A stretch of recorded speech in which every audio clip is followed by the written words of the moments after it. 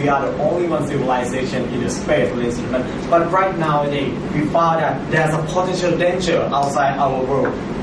That although they are 200 years behind us, but someday they have potential that they can invade them someday. So this is why we have to invade them first. Moreover, ladies and gentlemen, we have another problem that our resource and land in our world is depleting. But by the way, the population is still increased more and more and more. So we have to find a new place for living and a new resource to respond for this problem. So here comes to the debate today. Firstly, I would like to give some definition. What kind of alien we are talking about today? This is an alien that they are totally different from humans. So we cannot have any communication for them. So we cannot have any understanding for them. It's like you talking with a dog or a cow or a chicken. We have a different anatomy and a different language that we cannot totally communicate it, ladies and gentlemen. So in this debate nowadays, we have four arguments. The first argument, we will create world security. The second argument, we will pursuing the motion, we will improve our human technology. And my second speaker will talk about, we will prove to you that why norm between the planet is impossible. And my last argument is that pursuing the motion will create the peace within the earth. Before I go on to my argument, and how do you know we can't communicate with them?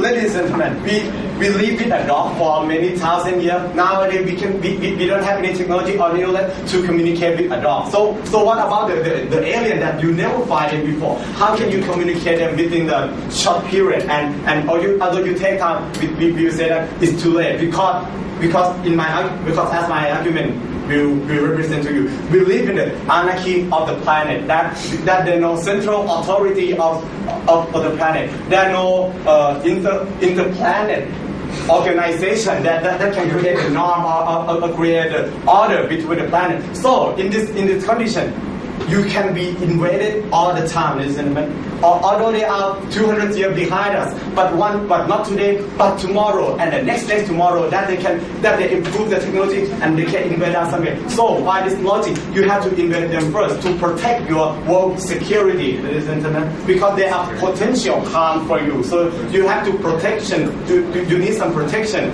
and the best protection is to offense, ladies and gentlemen. And this to protect the harm from the planet that we're talking about. And listen, there are also another planet that we're not focusing on, and maybe we not know that where are they nowadays, but they maybe know that we are that they are here or in this earth, and they are watching us. If we show them that we have a power to invade other planet. And so if we show the other planet that the Earth have the potential power that we have to consider before we go invade it. So you can see that you can protect your world security from this planet and the other planet around the universe, ladies and gentlemen. And although you will say that we can have the deployment or the interplanet norm, I will say that no, it's impossible because we don't have the communication that my second speaker will talk about. And let me move on to my second argument. We will say that pursuing the motion to improve the world technology. Like I said, we are in a state of war. Although we don't have a gunfire fighting each other, but we know that there are potential harm out there. So we can say that we are in a state of war. And in this state of war, we can find that many technologies such as cell phone, computer, and car and the plane can be improved a lot during the time of war. So in this condition, we can see that if we decide to invade this planet, we improve a lot of technology, the space technology, such as the reproduction technology, the food technology, the clean air technology, in order to to complete the mission, we have to improve our technology a lot, and this technology is for protect ourselves from this state of anarchy between the planet.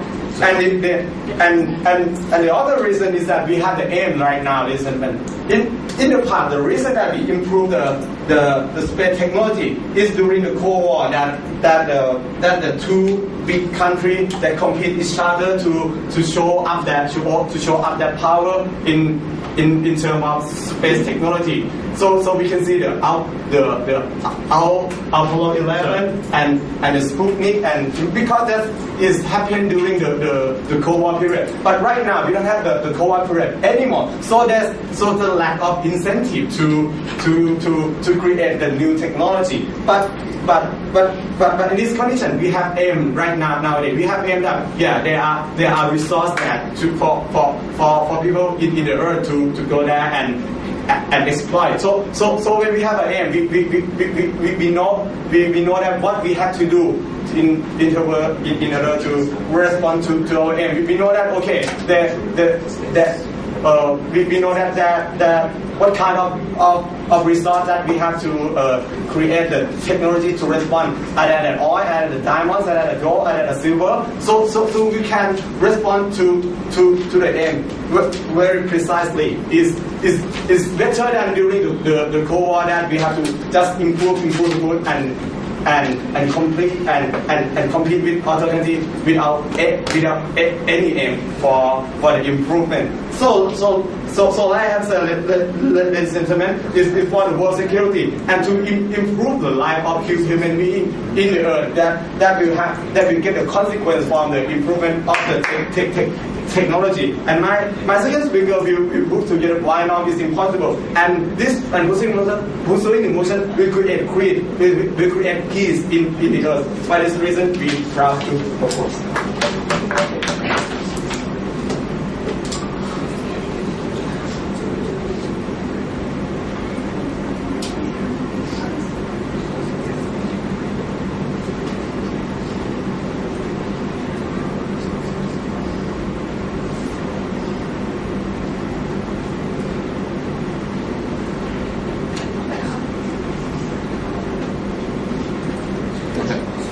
I'd like to thank the Prime Minister for his speech. Now I'd like to invite the Leader of Opposition, Lasha, to present the opposition case. Here.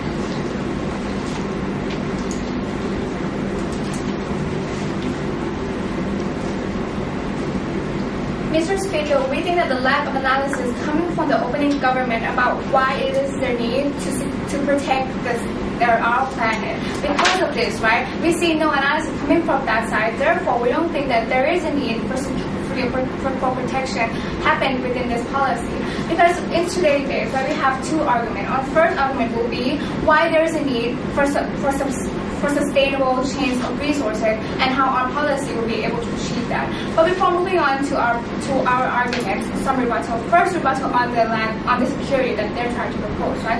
Because the government side come in and they try to say that because you need to protect our own planet, because suddenly your neighbor planet is gonna just attack you without giving to us why would these planets want to attack us, and also because these planets are like 200 years old, like inferior than us, why would they have incentive to come to attack us, right? And even if they want to invade us, right, we think that with our advanced technology we'll be able to protect ourselves, right? So therefore we don't think that today's debate is about security, right, but it's about economic fairness, right? Because if we want to achieve sustainability within our planet by a means of resources, right, we need to find a better ways to cope with other planets, and in that case not a military invasion, right? Moving on to my second rebuttal is how aliens cannot communicate. For example, they give an example of dogs because you've been together with a dog but you cannot communicate with a dog, right?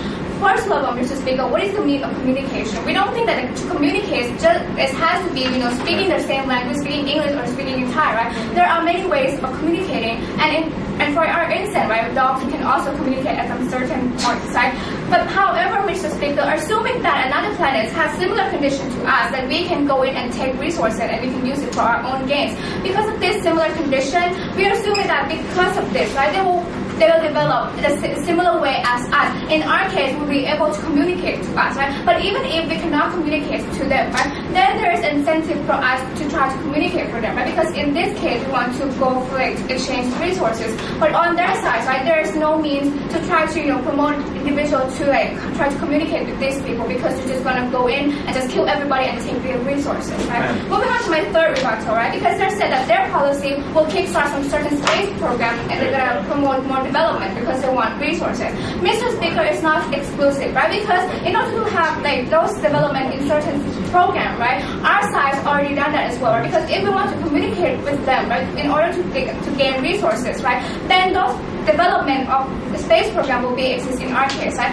And also they didn't tell you the dire need of their policy, right? Because they said that they will have a space program, but why would in their policy those people will suddenly want to have a space program in order to just go to another space, right? But in our case, we tell you that people have clear incentives of developing with different space programs, and therefore we think that their argument does not stand. Moving on to my argument, on my first argument, how we need a sustainable change of resources, and it can only apply by diplomatic ways of engaging with other planets. Right? On the first level, what is a renewable material or sustainable development, Mr. Speaker?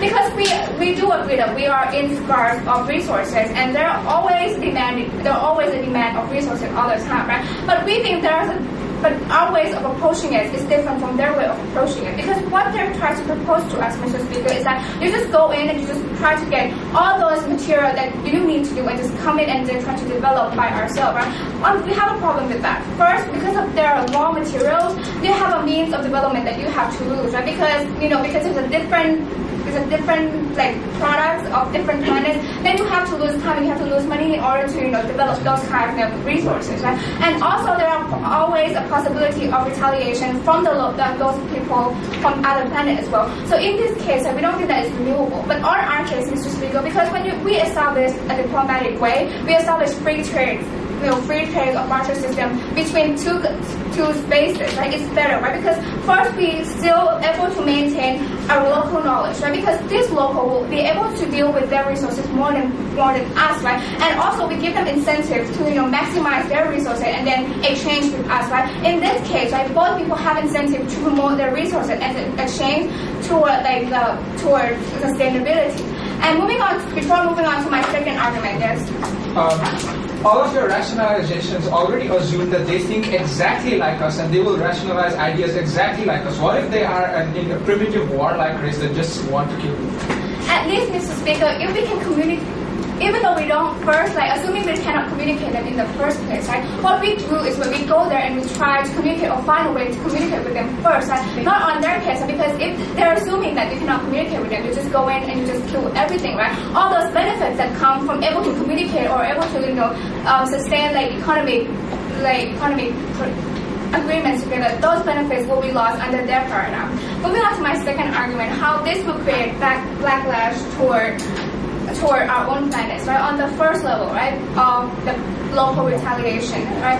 For example, Mr. Speaker, you see how jihadi movement across Arab, right, or join together and attack against the United States when they go and attack Iraq, right? Because of this, when you come in and you invade certain country, right, you're giving them incentive to retaliate toward them, right? Because especially in those kind of planets, when you talk about planets that are underdeveloped to us, right, those resources that they have, right, sometimes they might tie it with cultural value. For example, for certain trees, you apart from giving the trees giving us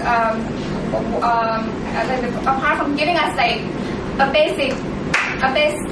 giving us the basic benefits, right? Also, you might tie some cultural understanding with them. For example, it's resemblance to your dad, or it's supposed to have a spirit of your dad, right? Because of this, if we go in and we destroy them, right, this is going to cause a lot of harm, right? Because you actively destroying their cultural being, and therefore we think that it's more detrimental in their case, right? Because even though at first point, right, they might not be able to retaliate you because they simply don't have enough technology to fight us, right? But in the future, right, because you cannot just go in and just destroy all the planet, right? Because if you go in and you go destroy everything in the planet, then you cannot retain resources from that, right? So in their case, right, you have to go in and take resources from them.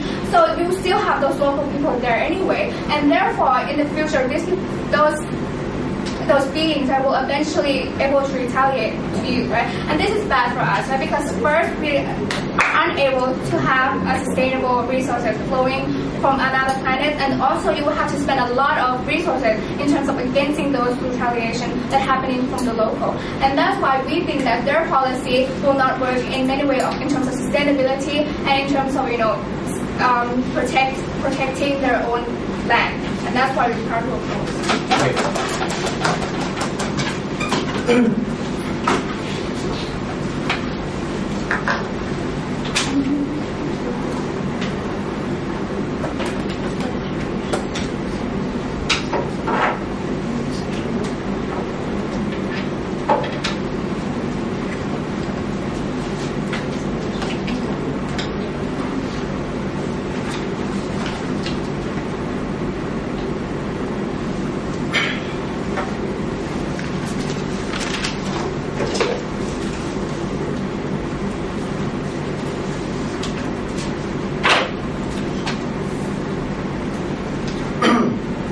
To invite the Deputy Prime Minister to further the government case here.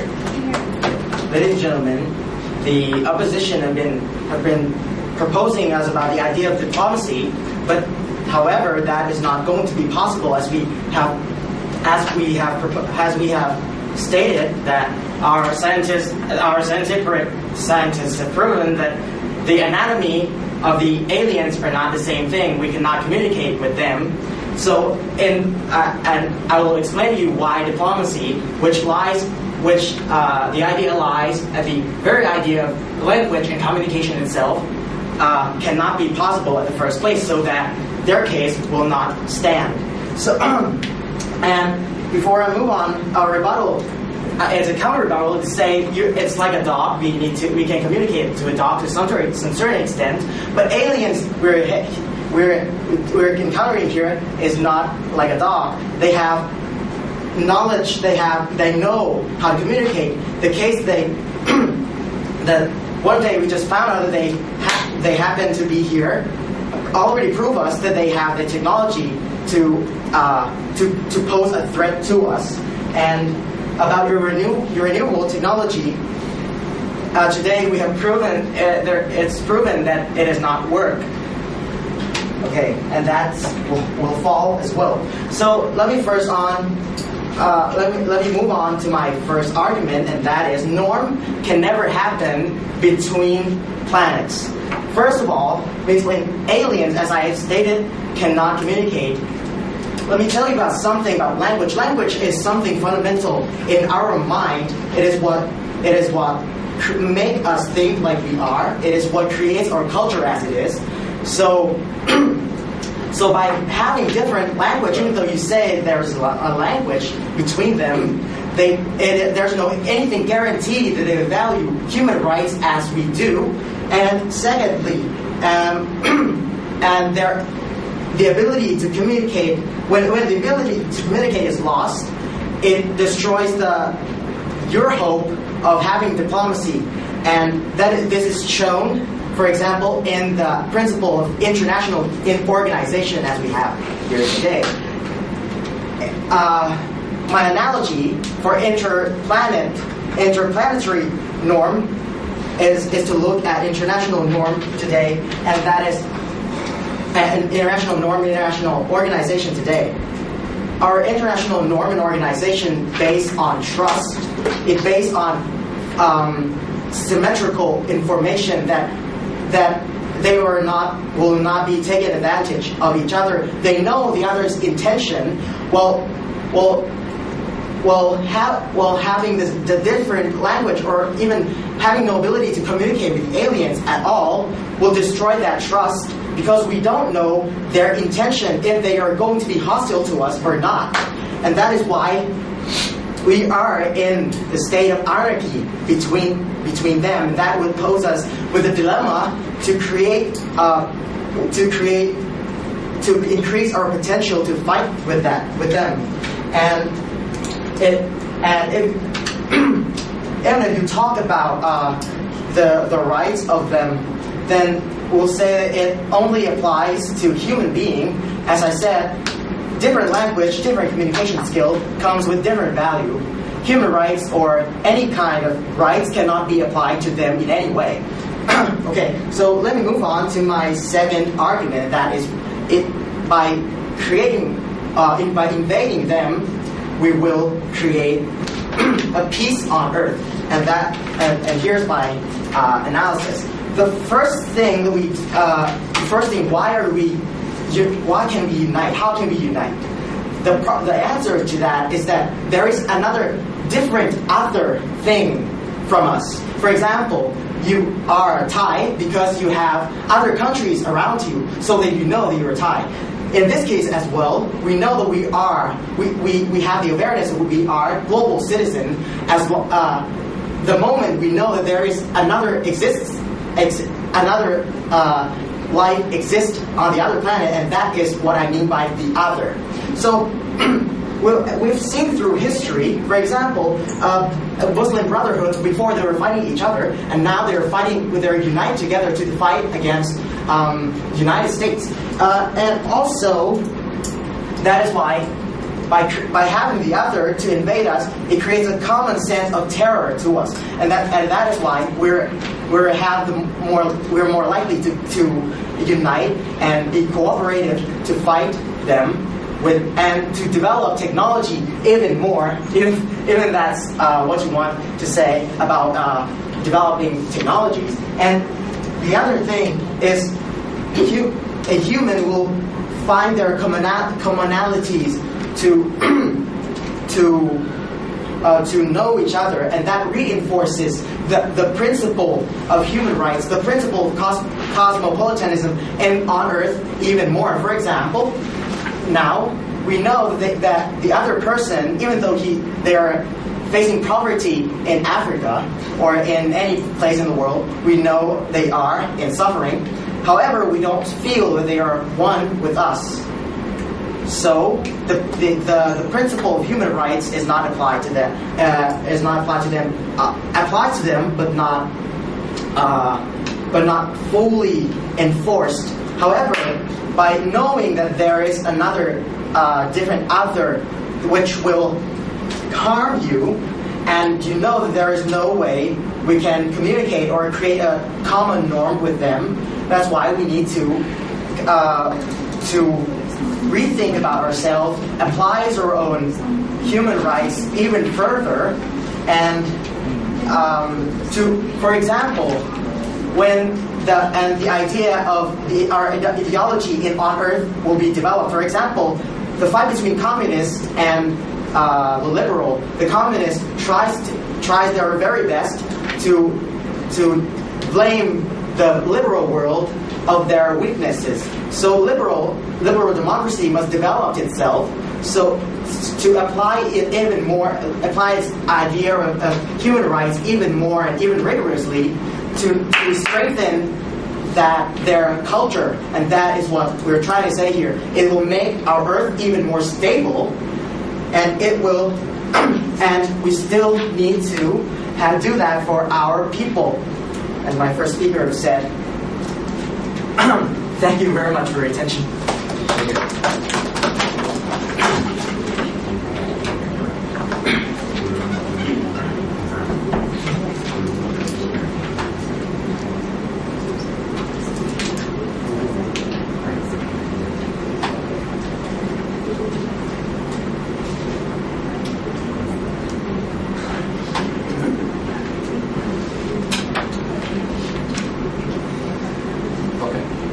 I'd like to thank the Deputy Prime Minister for his speech. I'd like to invite the Deputy Leader of Opposition, Pan, to further the opposition case. Here.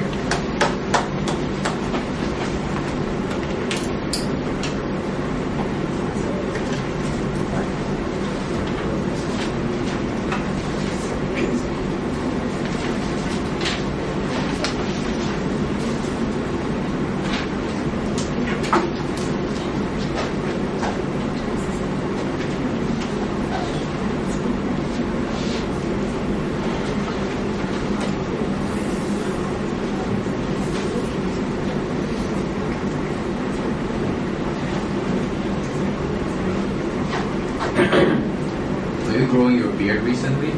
No, I just Lazy. Say that to Easy me. answer. He looks like a gangster. Like he's huge with beard.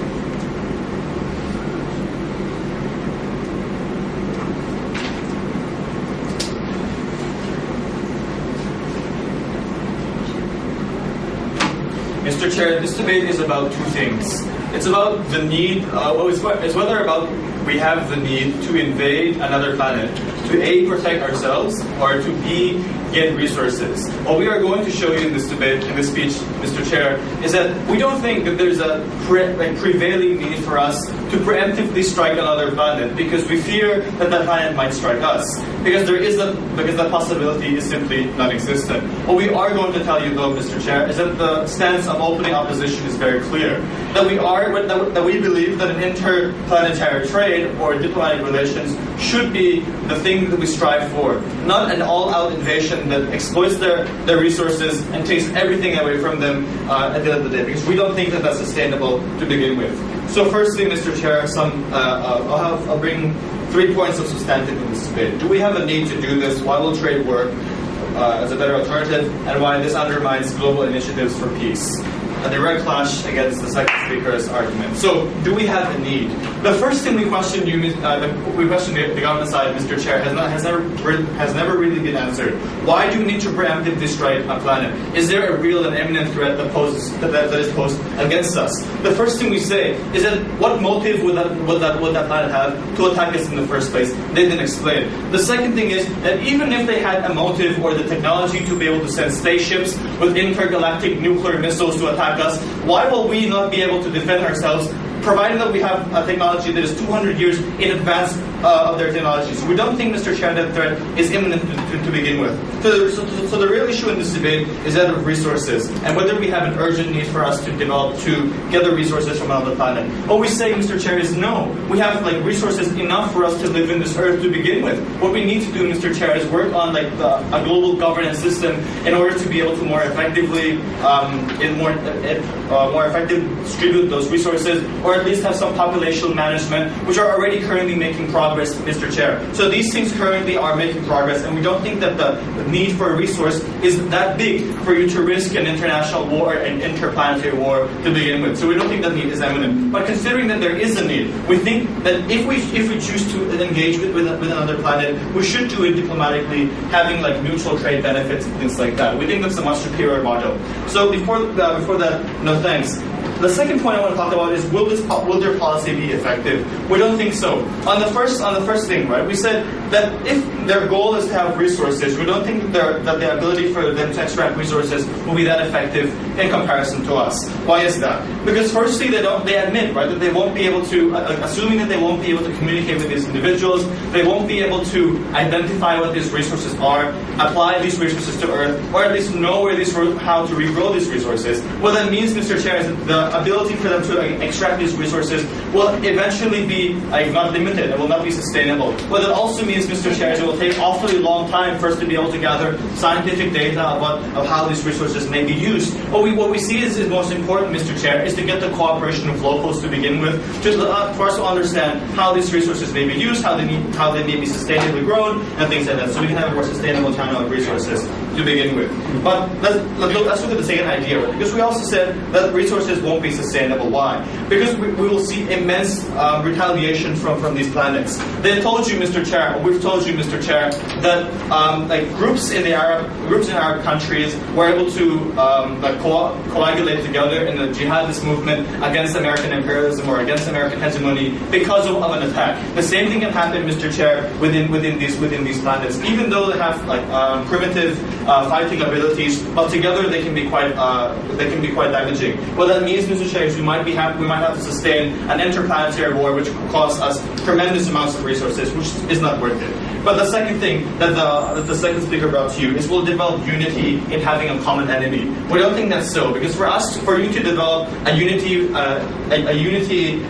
having a common enemy, that enemy has to pose an imminent threat. Like the Spanish colonizers who colonized the Philippines didn't have much more unity with their minority groups just because they invaded the Philippines, because the Philippines didn't pose to them an imminent threat. So that argument falls. Now, second main idea, Mr. Chair, why will trade work better? The first premise of trade is we are going to be able to communicate with them. The only reason they gave, Mr. Chair, was these are dogs and we can't communicate with them. They're different species and they have different language structures. Well, language structures, Mr. Chair, would allow you to be able to language structures doesn't prevent you from communicating across different language structures. The first thing we say, or the first assumption we propose in this debate, is that if both sides agree that there is a population, and that population is some kind of development or technology, that presupposes a cognitive ability or a linguistic faculty to be able to communicate complex scientific notions that allow them to have the development to begin with. So there is some sort of cognitive ability for us to engage with them to begin with. But if there is none, Mr. Chair, we are totally fine with going back to Earth and waiting for us to have a technology until which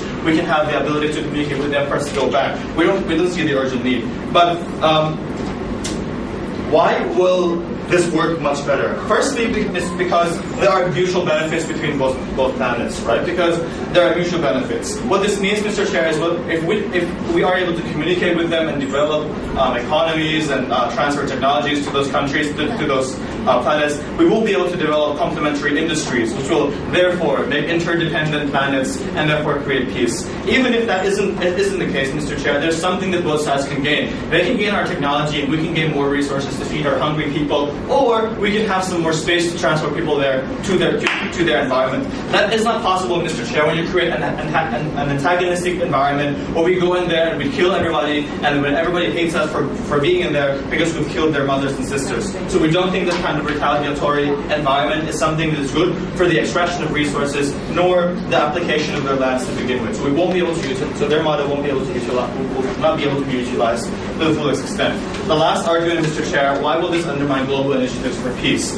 Now, considering or assuming that this policy will even pass the United Nations to begin with, Mr. Chair, if it does, it's going to totally change the way in which we view international norms to begin with. Because over the past 60 years, the international norms have been to avert or to prevent nations from invading into another nation and recognizing the self-determination of those peoples, even though they aren't a nation yet. We do recognize, Mr. Chair, that these rights should be upheld, and that's why the United Nations over 30 years ago passed a convention recognizing the determination of peoples and allowing cultural groups to be able to establish their own nations, if that is the case. Once we invade the planet, Mr. Chair, we totally disregard and throw into the bin the principles that the international community has been standing for over the past 60 years. What that does, Mr. Chair, is legitimize actions of dictatorial states and legitimize actions of, let's say, terrorist groups who would like to establish their own state in a very harmful way. That's very harmful, Mr. Chair. What we told you in today's debate is that their policy is not effective because you won't have sustainable resource. Moreover, there are huge backlashes which will be costly and it harms the world because the UN will fail.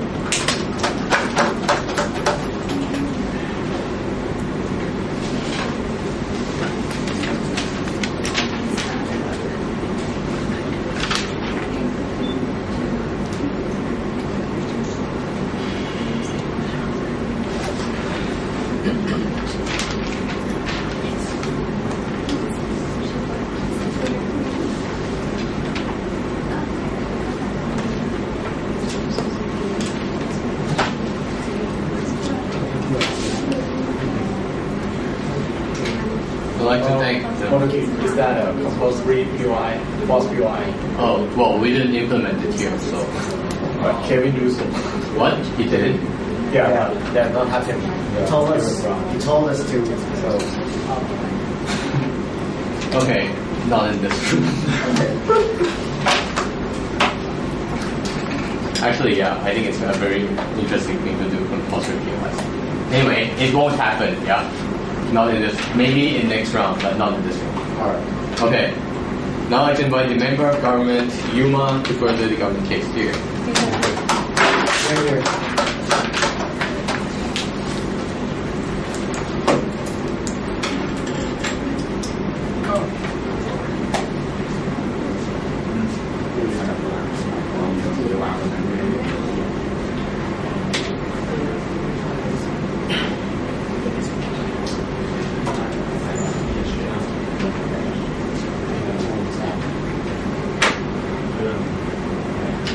Is your goatee artificial or?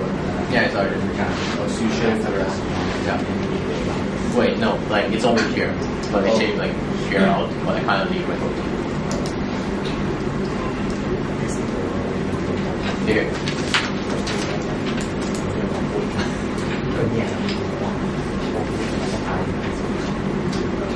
We thank the opening government for contextualizing the debate with no communication and why.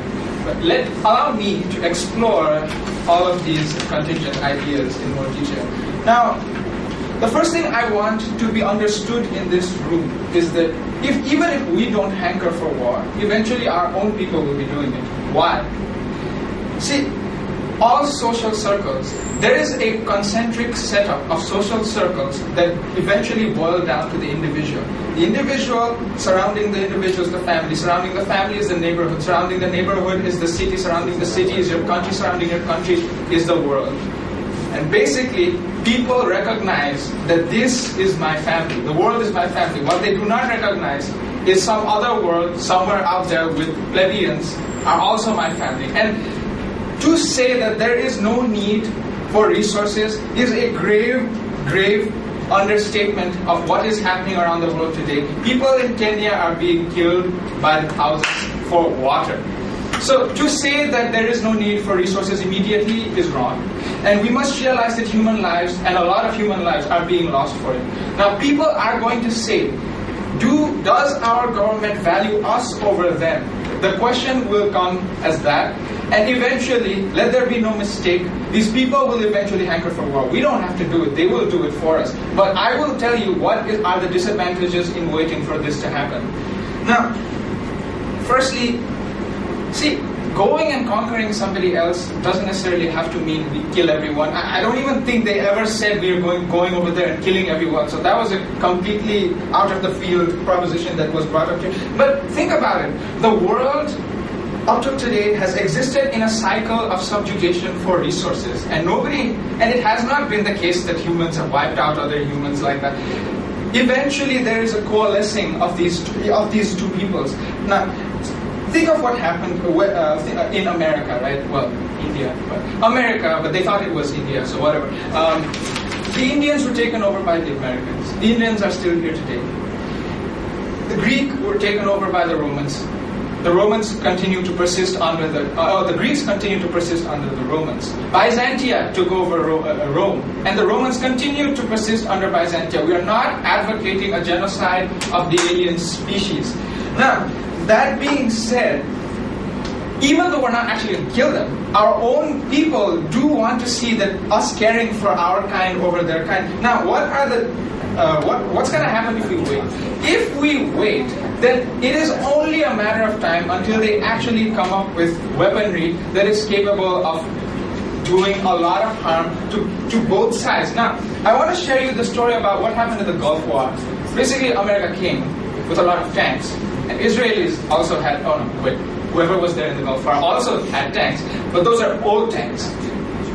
Not a single American tank was lost in the Gulf War. The entire opposing force was annihilated, and this was a difference of maybe like 20, 30 years. What I'm saying is, if we go in right now, we might actually conquer them with minimal loss of life. If we wait, the conflict that will come is going to be worth a lot more lives. And as I have said, the conflict itself is inevitable. The only question is when, and when it happens, we want to minimize whatever does happen. So those were my main two arguments for our side, right? But let's talk about what will happen with them, right? Because we are advocating a policy where both countries, both peoples eventually mix together. Now, what we're saying is, since we're not going to kill them all, we have to realize something that's happening right now in their world. People are probably dying by the millions because of diseases they don't know about, because of the stuff that is happening later. I mean, think about how Medicare was 200 years ago. When you needed to have an operation, it was literally strap yourself onto a table, we're going to cut you open, you're going to scream and stuff like that.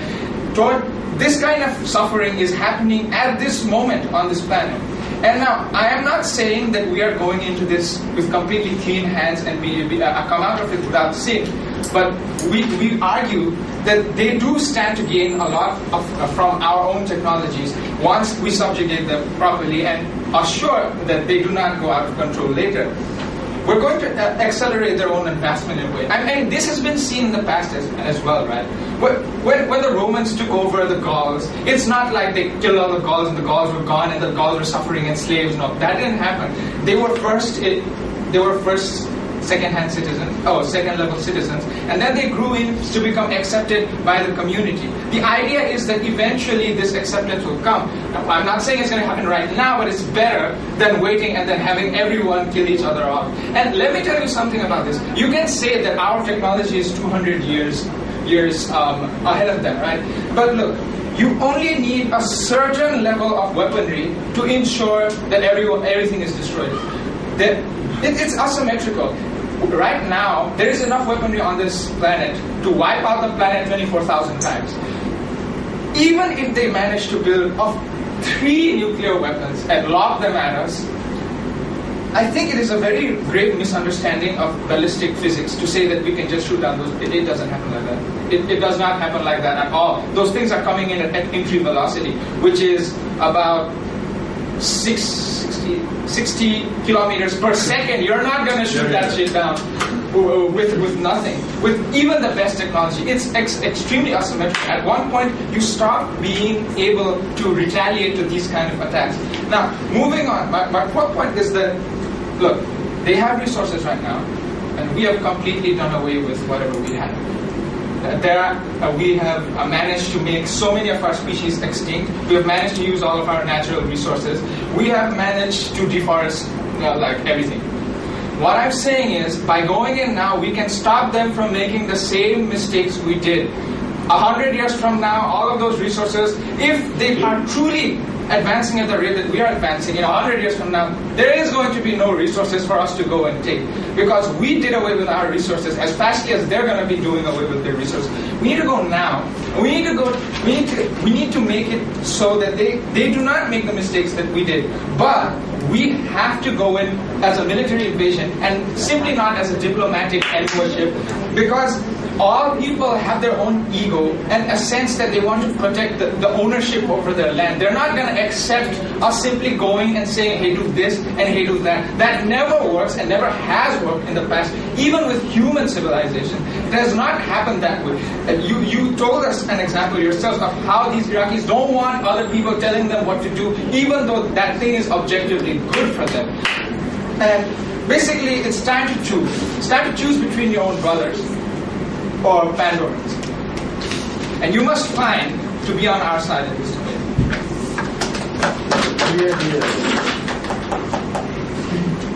Finally, someone uses Navi example. I was waiting for this. Okay, anyway.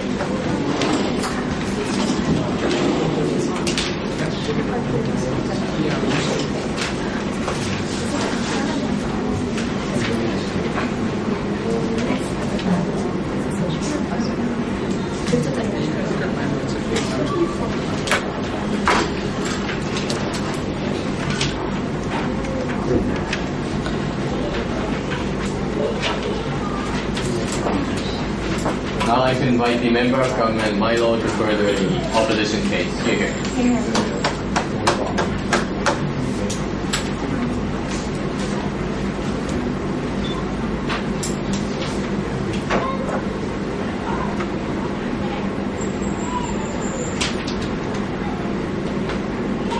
Ladies and gentlemen, we firmly believe that invading this alien species is not the right route to take. Instead, we should be using diplomatic efforts to become allies with these aliens and use our higher technology not to just invade them, but to show them and introduce them to our moral values. Because at the end of the day, what at the very, very core makes us more advanced than them is that we are more civilized beings than them. We have moved past our days from 200 years ago where we were just brutes who only knew how to fight and squabble for land. Because now we have moved past that, we've become more civilized people. And as this because we have this superior civilized level, then we want to go and show them and introduce them to these moral values.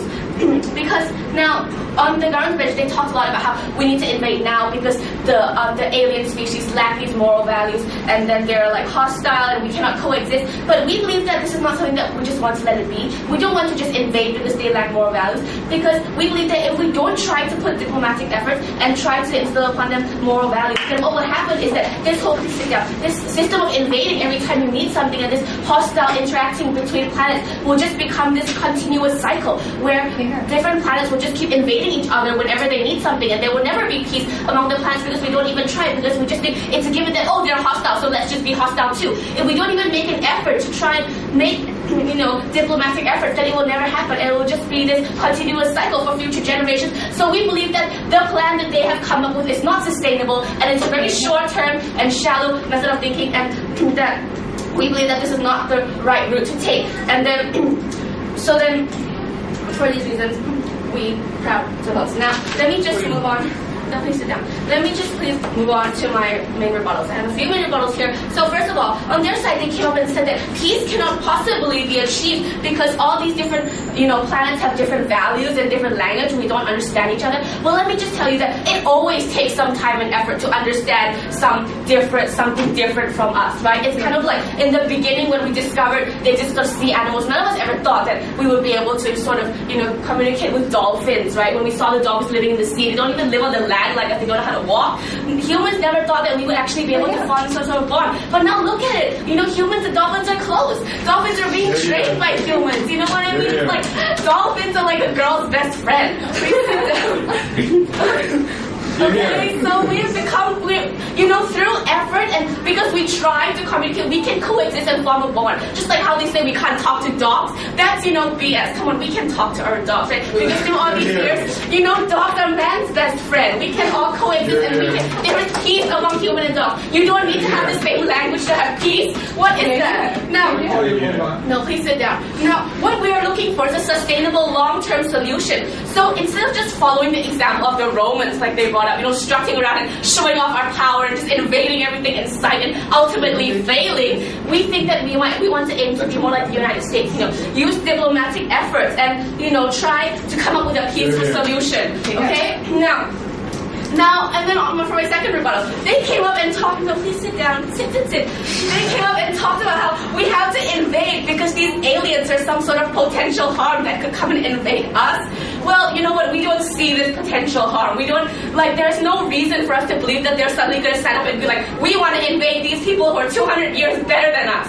You know what I mean? We don't really see this harm. We don't think it's necessary to just put lives at risk and use our resources based on this assumption, right? And now they also came up and said that we're not going to kill all the aliens. We're doing this to show the people that we care about them. Well, let me just tell you, just because we're being diplomatic towards aliens does not mean that the government suddenly does not care about mankind. In fact, by trying to use diplomatic efforts, the government might actually be showing more care to humankind than their proposal will. Because what happens is, if we use a diplomatic effort, then what happens is that a more sustainable long-term solution, which I'll elaborate on in my arguments, and also we will not be wasting any of our resources, we will not be putting any of our people at risk, because what happens is we're using diplomatic efforts. If you just go straight and battle, and invade, and I want to fight, then of course, some humans there will be human casualties, no matter how advanced we are, because, in battles there are always casualties, you know what I mean? So then, we believe that we don't need to go start an unnecessary war based on simple assumptions, okay? And then they go on, and please sit down, they go on and talk about how there may not be any resources left, so we must act now before the aliens do exactly what we did and make the same mistakes we did and waste all their land. Well, you know what? What we believe is that if we invade them, what we're basically doing is interfering with how they develop their land and influencing how they develop their land. So if we go and give them all this pressure, our influence, then what's most likely going to happen is they will ultimately end up following what we did and making the same mistakes as we did. How can you guarantee that if you go and invade and take their land, you're not going to make this exact same mistake as you did before with planet Earth? How can you possibly guarantee that if we just let them develop on their own, they may actually go develop in a different route, in a better route, and we could even learn from them. Every different planet has different ideas. Now, before I move on to my arguments, yes? You said that they're 200 years ahead of us. Why would we attack them? So, based on that, it's implicated that yours is a diplomacy based on fear. How sustainable do you think this is actually going to be? It's not going to be difficult, because what we're planning to do is not just fear, but by making diplomatic efforts, we believe that by going in with peace in our minds, we can come up with a peaceful solution. We could possibly trade some of our technology for some of their land. There are many other ways to go around this and create a peaceful solution. You don't have to always think attack, kill, conquer. It doesn't always have to be like that. We can be smart about this. Now, let me just talk about my main argument, which is dealing with the social norms. Basically, what happens is that if we invade, it would send off this. If we invade this planet, it would send off this message that if another party has something that we want, and if they are less advanced than us, we are sending off a message that it is okay for us to just invade and take whatever they want because they are less able than we are. Now, this goes against all of our moral values, which we have been upholding for so long. And this will send negative messages in two levels in the debate battle. The first level is among countries. What happened was that now different countries in our Earth might suddenly think that it is okay to invade each other for resources. And because if you think about it like this, India, how is this situation so different from the situation we are talking about? India, two countries, they have language barriers, they have different cultures, they don't fully understand each other. Isn't that kind of the same as Earth and the alien planet? So then because you can compare these two situations, then countries might start to think that it's okay to invade each other for resources if a country is less developed than we are. And we do not want to have this, because then this would be encouraging war among countries on Earth. And another level is among individuals. Individuals might believe that it is okay to suddenly just invade, to attack each other and steal from each other, as long as it will set this mindset that if someone is weaker than me, I can go in and take what they have as long as I need it. And we believe that this sets a bad example. And then you know what? If we do this, the entire moral fabric will be destroyed. And when that happens, so what if we have more land and more resources? So what? Because in the end, what you're doing is that you're creating chaos among the Earth. So even though you have more resources, people will still be fighting, and the peace that you're trying to achieve will not be achieved, because what will happen is in Earth there will be chaos, because we'll be fighting amongst ourselves for resources. And for these reasons, we are proud to oppose. By the way, when you accept TOI, also say opening or closing. I think that's probably what you should do. Okay.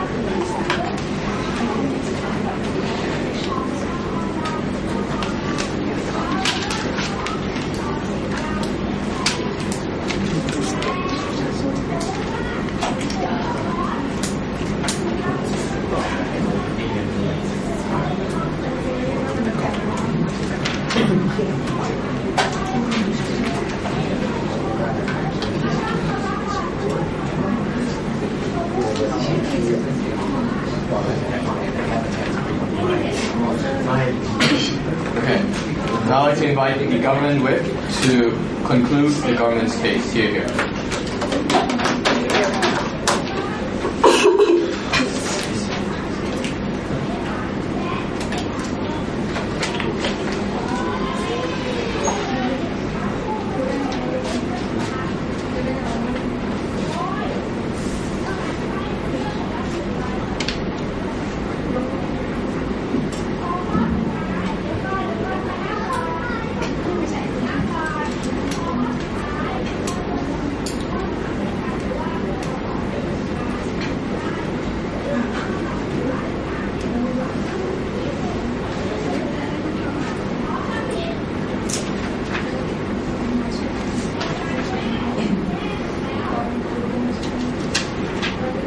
Ladies and gentlemen, let me summarize the points that we have been debating about. First of all, the opposition side came up and then said that about the moral values. So let's consume this. Let's assume this because people are dying every day. People are in Africa, in Egypt, etc. They are dying because the lack of resources. So are the lives of humans in Africa, Egypt, etc. worth more or less than aliens? So we don't say that the morals are more important than the lives. So we see the lives of people's life, humans' lives are more important than the morals. Second one is resources. That we see that limited resources has been a problem for centuries. Everyone talks about this all the time. So why? Because resources are very necessary in our society, and so we see a lot of benefits of invading the other planet to exploit land and resources. First of all, we can take desirable resources to develop our country, and also our side has stated. No, thank you. Our side has stated that even though the other planet has technology,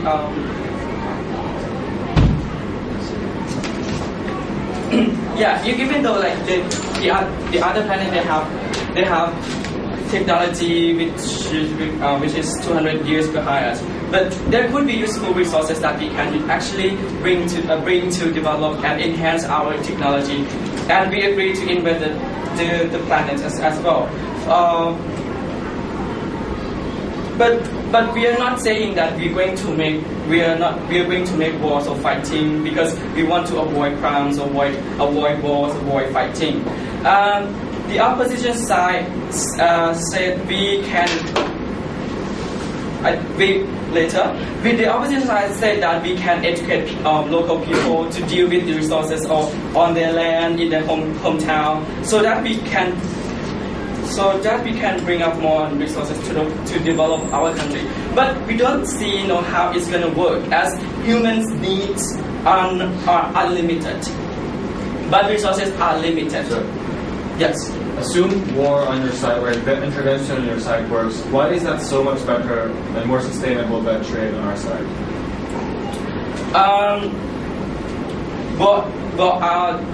My arguments, my summary will be include your POI. Now let me move on to. Let me continue my speech. So we believe that however, no matter the way that we can actually gain exploit resources, we will do, right. We will find every way to exploit resources, no matter what. And we believe so, and we still believe in the idea because population never stops increasing. So we need more resources to make sure that the resources are enough for the entire world, for everyone, for every individual. Let me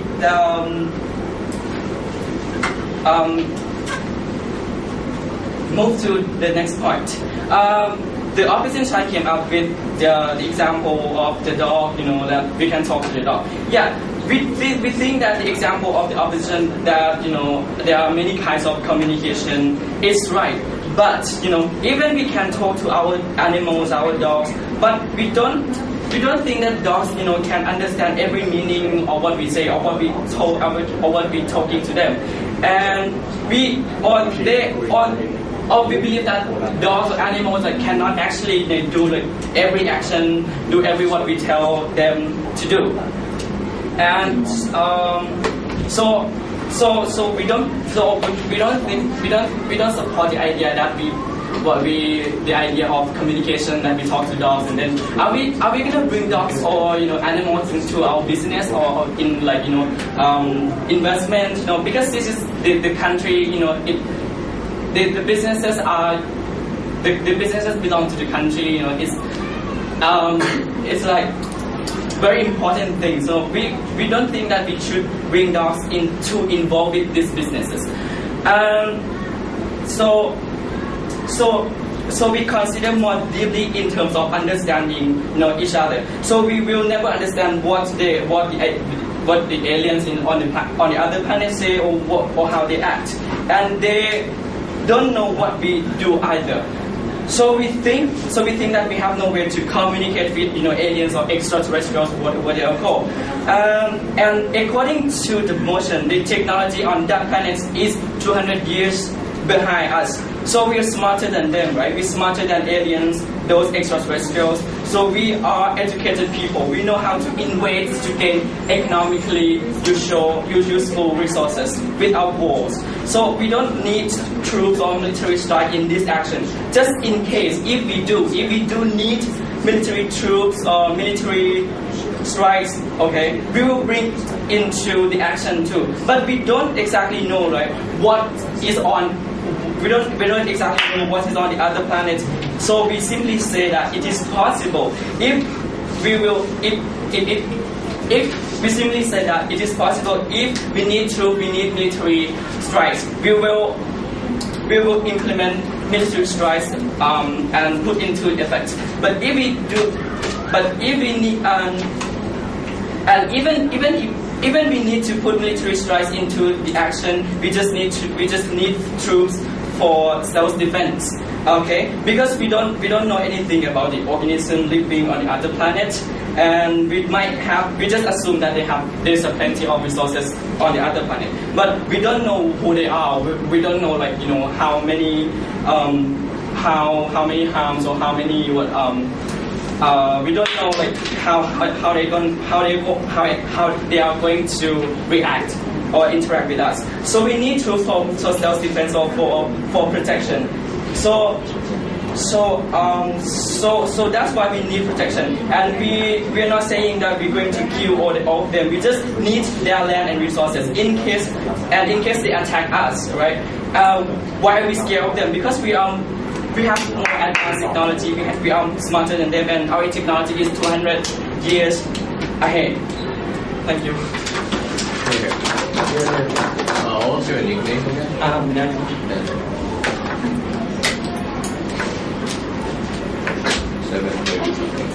The power.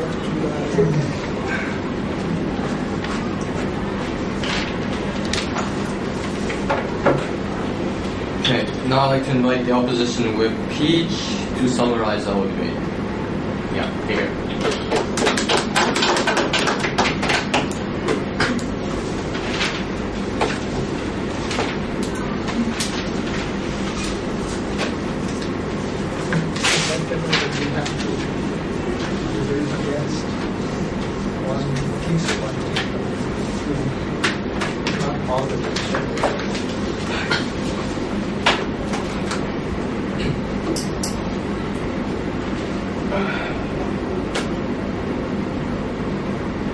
Ladies and gentlemen, it's funny how the government side, the stance about their resources is always unclear. They haven't said that, they want the resources badly, they need it desperately. But then they just, because of their assumption that there will be some threat to them, they are willing to sacrifice those kind of resources. We don't even understand how they actually prioritize their resources right now. Because for us, we actually don't understand what is their stance among the resources. But what we are trying to push forward today is that in order for us to get the resources that we need right now, we need to make sure that it's a sustainable way. Because we not only need the resources for short run or just for this generation, we want to make sure that our future generation will be able to use this kind of resources and be able to survive in this world also. We see that by actually invading, it's not gonna give any gains in both in short run, and of course it's not going to even last for the long run. That's what we are trying to push forward, and that's what we firmly standing for. First of all, some of clashes. I have two main clashes today, and it's divided by the character involved. First is the Earth, our Earth, and then second is among the universe. We said that for Earth, there's two main things that we want to focus for our Earth. That first, we want the resources, right? The government side say that, you know what, in order for us to actually be able to get this kind of resources, we need to go and invade and get it right now, because they might actually do whatever that we have done before and actually like destroy their resources, right? However, and they give that if we don't do it now, we won't be able to get it later, right? We said that first of all, there's no justification, no link at all, because what we have been standing for in the paradigm is that they said that this kind of aliens cannot be linked with us with whatsoever, right? They cannot speak to us, they cannot be anything, they don't have any kind of belief. So what is your justification for you to say that they will eventually do the action that we did, because they are not like us, they don't even believe in any kind of values that we have. We don't see any kind of link or justification on that. And also they have been saying forward about how people who are in need of resources need to prioritize, right? We said that first of all, diplomatic changes doesn't mean that Earth are not doing anything. Doesn't mean that we are sit there and just sipping tea. We're not doing that. We're actually taking some steps, but we want to make sure that this step will lead to the sustainable solution, right? For our solution, what we say is that first of all, the sustainable solution is that we don't want just some resources that just one dump and then done. We said that we want it to be renewable. We need to make sure that eventually this kind of plants or resources we are exposing into, it needs to be able to work into our world. We need to make sure that we can do the same, we can develop the same. And we won't be able to do that without the locals, right? They have no attack whatsoever against that. Also, we also say about how it's actually going to lose the resources. They have been saying that resources is something that they need dearly, but however, by invading, they have forgotten the fact that no matter how much you actually more advanced than another country, some resources will be lost. The resources that people are fighting for or burning house for will still be lost based on the assumption that you think that when you invade and then that resources will be sustainable. We said that first of all, we said that is not gonna justify and it's not gonna lead to the resources that you want that is sustainable and renewable. Secondly, for the earth, we said that the security issue is important. For the government side, they said that if we invade, then eventually it will be peace because the earth will be happy and blah blah blah. We said that that's not true. Why? First of all, it is actually creating this kind of norm that my previous speaker had mentioned about the social norm that you're actually putting into earth. What you're actually saying is that across country, if your country have more than other people, if you are more advanced, if you are smarter, then you have the right in order to just go intervene and invade other countries just because you need it, just because you just want those kind of resources, which is actually gonna harm the countries in the earth. Not only that, based on the micro level, the individuals, not only country by country, but now individuals, just because I'm smarter than another person, I don't have all my rights. I do think that I have all the rights in order to acquire whatever I need from that person, just because I'm smarter, just because I'm more advanced. We said that this kind of morals that you're actually putting into this kind of earth people do actually eventually create those kind of war within our earth themselves. And eventually it will not create peace and create chaos. And then the resources that you gain from those kind of invasion will be useless. Why? Because then no more people will actually be using those kind of resources, right? We say that this thing have been neglected. To my second clash about how the universe level. Yes. Without any justification that the alien will place to trade and peace, why don't you secure yourself by invading first?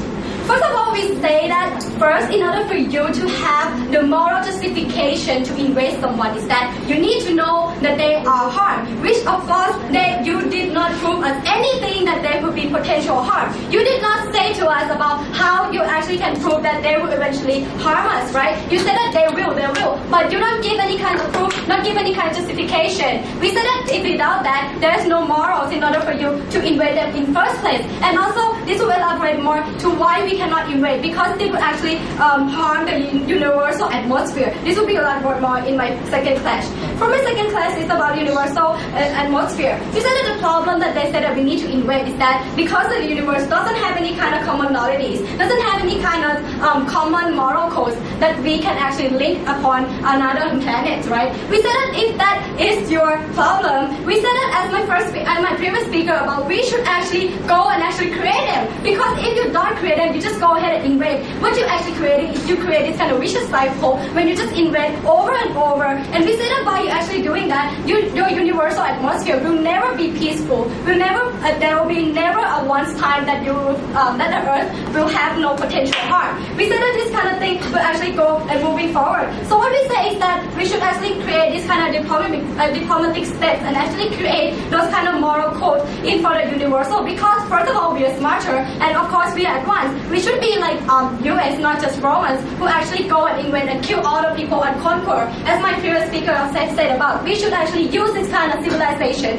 that we have superior than other planet as useful tool in order to create this kind of peaceful atmosphere that will eventually last for a sustainable period. Also, we said about how if you actually invade, what happens is that in the short run you will gain some amount of the resources that you put in, of course. But what happens is that people will create this kind of tension. People who actually form that planet, who have been deprived the resources that they own, they will create this kind of tension among you. And of course, this will not end well for the Earth. And eventually, when Earth has all the resources or whatever, because of the unpeaceful universal atmosphere, the resources we gain will eventually become useless, because the universal atmosphere is not peaceful, and also for Earth atmosphere. Thank you. I'd like to thank both sides. Please cross floor and shake hands.